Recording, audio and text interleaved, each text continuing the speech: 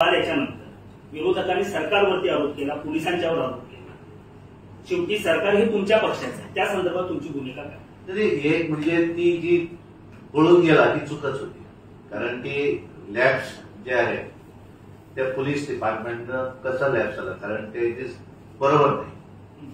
आता कसं असतं की सरकार झाल्यानंतर प्रत्येक गोष्टी सरकारवर येते, पण त्याच्यामध्ये हे असं झालं की मी कुठेतरी एक काँग्रेसची कुठेतरी एक पत्रकार परिषद घेतली होती आणि म्हटलं की आम्ही कर्नाटका गव्हर्नमेंटला शोधून आणायला सांगू किंवा आम्ही मदत करू वगैरे. म्हणजे मला वाटतं यांनी पुढे लपून ठेवले की काय हा प्रश्न होतोय ना.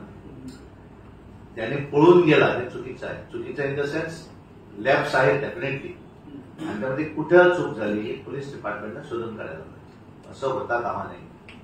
तुझ्या कोठडीतून गेला कसं त्यामुळे तो एकटा कोणतरी आहे त्याच्यामध्ये आणि एकट्याकडे चावी तुम्ही कशी दिली, वेगवेगळे प्रश्न येऊ शकतात. म्हणजे या चूक सर पोलिसांची की सरकारची? सरकार कसं सरकार प्रत्येकाला राखायला बसणार दिले, पण चूक पोलीस डिपार्टमेंटची. गृहमंत्रालय ते सरकारचंच आहे. सगळं बरोबर म्हणून म्हणतात की चूक जी आहे पोलीस डिपार्टमेंटची 100% चूक आहे. तो पळून गेलाच कसं त्याची जबाबदारी पोलीस डिपार्टमेंटची नाही का? एखाद्याला पकडून आणल्यानंतर तो जातो कसा हे त्याने म्हणा. त्यामुळे त्या संदर्भात मुख्यमंत्री त्यांच्याशी चर्चा केलेली आहे. त्यांना ते त्याच्या पाठीमागे आहे आणि ते आणणार.